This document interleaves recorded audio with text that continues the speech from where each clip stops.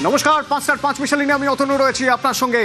আমাদের রাজ্যের সবচেয়ে বড় সমস্যা অনুপ্রবেশ। তার কারণ 2200 কিলোমিটারেরও বেশি বাংলাদেশের সঙ্গে আমাদের স্থল সীমান্ত। এই সীমান্তের মধ্যে বেশ কিছুটা জায়গা কাঁটাতারহীন এবং বারবার এই নতুন সরকার বলছে এই অনুপ্রবেশ বন্ধ করতেই হবে, যারা রয়েছে তাদের পাঠাতে হবে। কতটা জায়গা অরক্ষিত রয়েছে একবার দেখুন। এই যে বাংলাদেশ সীমান্ত পশ্চিমবঙ্গের সঙ্গে, এখানে যদি আমরা দেখি অরক্ষিত কোচবিহারের 100 কিলোমিটার, সেখানে কাঁটাতার নেই। আবার দেখুন দিনাজপুর, উত্তর দিনাজপুরের 220 কিলোমিটার সীমান্তের মধ্যে 500 মিটার, সেখানে কোনো কাঁটাতার নেই, কোনো ফেন্সিং নেই সেখানে। এবার মালদা দেখব, দক্ষিণ দিনাজপুর দেখব, মালদা দেখব। দেখুন দক্ষিণ দিনাজপুরের 252 কিলোমিটারের মধ্যে থেকে 20 থেকে 25 কিলোমিটারে কাঁটাতার নেই। মালদায় 27 কিলোমিটার কোনো কাঁটাতার নেই।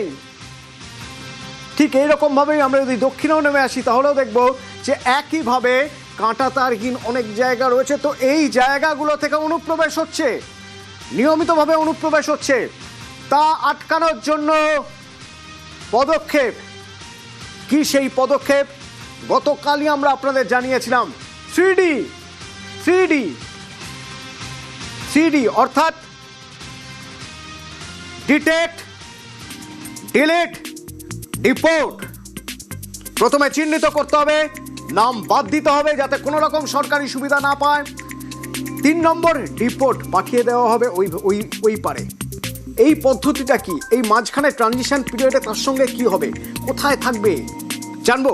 অয়ন রয়েছেন সরাসরি আমার সঙ্গে নিউজ রুম থেকে, এবং আমার সঙ্গে নিউজ রুম থেকে যেমন অয়ন রয়েছেন তেমনই আমার সঙ্গে মালদা থেকে রয়েছেন সেবক, এবং মুর্শিদাবাদ থেকে রয়েছেন আমার সঙ্গে প্রণব। প্রথমে অয়নের সঙ্গে কথা বলবো, এই মাঝখানে ট্রানজিশন পিরিয়ড, এই সময়টায় কি হবে? অতনু, দেখো ইতিমধ্যেই অনুপ্রবেশ যাতে না হয় তার জন্য বিএসএফকে জমি হস্তান্তর শুরু হয়ে গেছে, সুতরাং ঢোকাটা আটকানো যাবে। এবার যারা ঢুকে বসে আছে, আমরা দেখেছি পালা বদলের আগে ভোটার কার্ড, আধার কার্ড, রেশন কার্ড করাটা কোনো ব্যাপারই না। বাংলাদেশ থেকে এসে সমস্ত সরকারি সুযোগ সুবিধে নেওয়ার জন্য, এদেশের নাগরিক হওয়ার জন্য সব কিছু করে দেওয়া হয়েছে, এবং গত শাসক দলেরই ইন্ধনে এটা করা হয়েছে। এবার গত ফেব্রুয়ারি থেকে কেন্দ্রীয় সরকার রাজ্য এবং কেন্দ্রশাসিত অঞ্চলগুলিতেই যে বলছিলে ডিটেক্ট, এই ডিটেক্ট করার প্রক্রিয়া শুরু হয়ে গেছে। এই ডিটেক্ট করার প্রক্রিয়ার পরে এবার ডিলিট, অর্থাৎ আমরা এসআইআরে দেখলাম বহু নাম ডিলিট হয়েছে। সেই ডিলিটেড নামের মধ্যে রয়েছে অনুপ্রবেশকারী বা রোহিঙ্গা, এরকম একটা বিতর্কও রয়েছে। কিন্তু ভোটাধিকার নেই তাদের, অনেকেরই ভোটাধিকার নেই।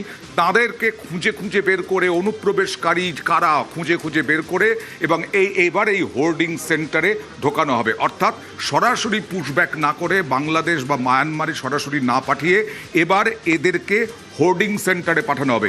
এই হোর্ডিং সেন্টারে 10 ফুট উঁচু পাঁচিল থাকবে, পুরুষ এবং মহিলাদের জন্য আলাদা আলাদা ব্যবস্থা থাকবে, রান্নার গ্যাসেরও ব্যবস্থা থাকবে।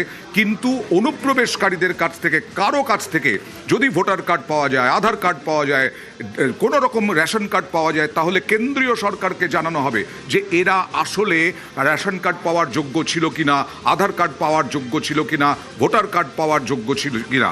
যদি তা না হয় সঙ্গে সঙ্গে ক্যান্সেল হবে, এবং তারপরে এই হোর্ডিং সেন্টার থেকে অনুপ্রবেশকারীদের পুশব্যাকের প্রক্রিয়া শুরু হবে। অর্থাৎ এই যে মাঝখানটায়, পুশব্যাকের আগে এই মাঝখানটায় তাদের যাতে আলাদা করে রাখা যায়, সেই জন্যই এই হোর্ডিং সেন্টার এইভাবে রাজ্য সরকার প্রস্তুত নিচ্ছে।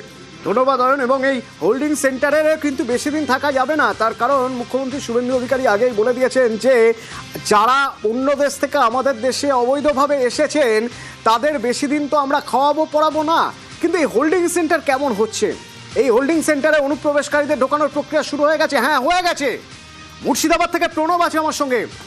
লালগোলায় হোল্ডিং সেন্টার করা হয়েছে, প্রণবের থেকে একটু জানবো। লালগোলার এই হোল্ডিং সেন্টার, তা সেখানে অনুপ্রবেশকারীদের ঢোকানো হয়েছে, কতজনকে ঢোকানো হয়েছে, কেমন সেই হোল্ডিং সেন্টার, কি কি রয়েছে সেখানে? প্রণব।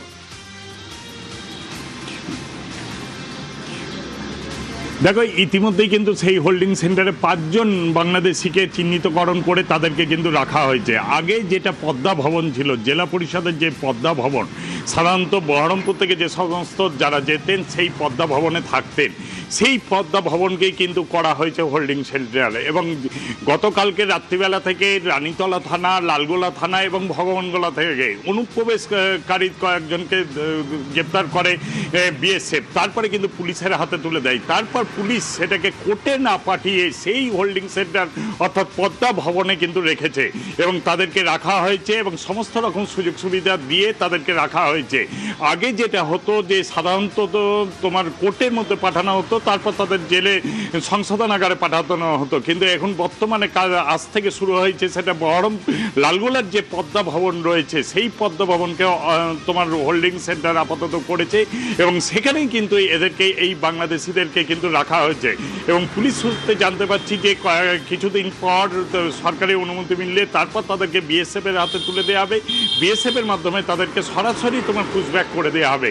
এবং যে কাটাতার দেওয়ার প্রসেসে এই নতুন সরকার আসার পর থেকেই তোমার কাটাতারের দেওয়ার ব্যবস্থা করা হয়েছে, জমি লেনদেন হচ্ছে, কিন্তু এখনো অনেকটা তোমার জায়গায় তোমার অরক্ষিত অবস্থায় রয়েছে এবং বেশ কিছু জায়গা তোমার রিভারাইন পদ্মার নদী বেষ্টিত পদ্মার যে বর্ডার সেইটা রয়েছে এবং সেই সুযোগে কিন্তু এখনো অনুপ্রবেশ চলছে। এবং গতকাল রাত্রিবেলাতে এইভাবেই তোমার লালগোলা থানা এবং রানীতলা থানা এবং ভগবানগোলা থানা 5 অনুপ্রবেশকারীকে গ্রেপ্তার করে এবং তারপরে কিন্তু তাদেরকে এই হোল্ডিং সেন্টারে রাখা হয়েছে। যদিও এ ব্যাপারে কোনো রকমভাবে প্রশাসনিক যে কর্তারা রয়েছেন তারা কিন্তু মুখ খুলতে চাননি, তবে পদ্মা ভবনে ইতিমধ্যেই কিন্তু সেই হোল্ডিং সেন্টারে রাখা হয়েছে এবং থানাগুলোকে নির্দেশ দেওয়া হয়েছে সেই হোল্ডিং সেন্টারে তোমার যারা অনুপ্রবেশকারী হিসাবে চিহ্নিত হবে তাদেরকে ওখানেই রাখার জন্য। এবং ওখানকার এক কংগ্রেস নেতা তার বক্তব্য একবার শোনা যাক এ নিয়ে, এই হোল্ডিং সেন্টার নিয়ে। লালগোলা পদ্মা ভবনে কাউকে কাউকে নিয়ে যে রেখেছে, আমাদের জানা নেই যে তারা আদৌ বাংলাদেশি না ইন্ডিয়ান। যদি অ্যাকচুয়ালি তারা বাংলাদেশি হয় নিশ্চয়ই তাদেরকে যে প্রসিডিওর মেনে তাদেরকে বাংলাদেশে পাঠাক, আমাদের আপত্তি নাই।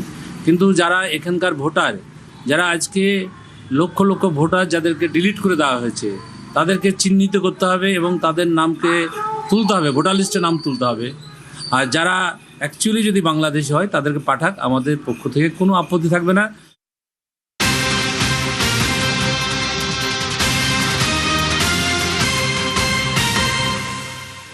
মালদা, মুর্শিদাবাদের মতো মালদা থেকে অনুপ্রবেশকারী গাজল থেকে 9 জন অনুপ্রবেশকারীকে রিটেন করা হয়েছে এবং তাদের হোল্ডিং সেন্টারে রাখা হয়েছে। সেই হোল্ডিং সেন্টারে কি অবস্থা, সেখানে কিরকম ব্যবস্থা রয়েছে, আমার সঙ্গে সেবক আছে, বলতে পারবে সেবক?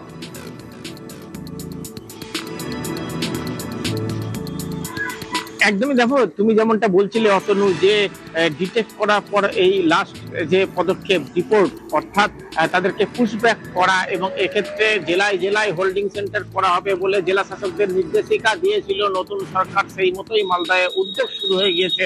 মালদহের ইংরেজ বাজারের বাগবাড়ি, এখানে একটি কর্মতীর্থ রয়েছে যেখানে মহিলা স্বনির্ভর গোষ্ঠীর প্রদর্শনী ও বিপণন কেন্দ্র হিসেবে যা ব্যবহৃত হতো সেই সরকারি ভবনকেই হোল্ডিং সেন্টার হিসেবে কাজে লাগানো হচ্ছে। ইতিমধ্যেই 9 জন বাংলাদেশিকে তাদেরকে কিন্তু আটক করে এখানে আনা হয়েছে, যাদেরকে গতকাল বিকেলে মালদহের গাজলের পান্ডুয়া থেকে আটক করে পুলিশ এবং তারা প্রাথমিক জিজ্ঞাসাবাদে স্বীকার করেছে যে তারা বাংলাদেশি। আমরা যেটা বলছিলাম যে এই যে অনুপ্রবেশকারী তা নিয়ে যে নতুন সরকারের ভাবনা বা বিজেপি বারবার অভিযোগ করছিল যে তারা অনুপ্রবেশকারী অবাধে ঢুকছে এবং যে 3D অ্যাকশনের কথা বলা হচ্ছিল, সেই 3D অ্যাকশনের কাজ তার মাঝের একটা প্রক্রিয়া হলো কিছুদিনের জন্য ডিপোর্ট করার আগে তাদের হোল্ডিং সেন্টারে রাখা হবে। সেই হোল্ডিং সেন্টারে ইতিমধ্যেই মালদায় 9 জন অনুপ্রবেশকারীকে রাখা হয়েছে।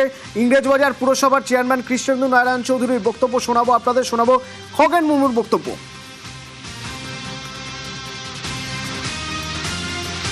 নাগরিকত্ব দেওয়া বা অবৈধ প্রবেশ কমপ্লিটলি কেন্দ্র সরকারের হাতে। কেন্দ্র সরকারের কাছে নিশ্চয়ই কোনো তথ্য এসছে, তারা এটা করছে। সত্যিকারের যারা বিদেশি বা ইনফিল্টার্স, তাদের বিরুদ্ধে শাস্তি হোক। সাধারণ মানুষের তাদের অর্থে যে সমস্ত হচ্ছে যে বিনা কারণে কিছু ঘর বাড়ি মানে অট্টালিকা তৈরি করেছিল, সেই সমস্তগুলোকে আজকে হচ্ছে সরকারিভাবে আমরা কাজে লাগাবার চেষ্টা করছি। কোনো পেপার যাদের নাই, যেখানে কাগজ দেখাতে পারছেন না, আমরা নিয়মের মধ্যে, আইনের মধ্যে আমরা সমস্ত কাজ করবো। কোনো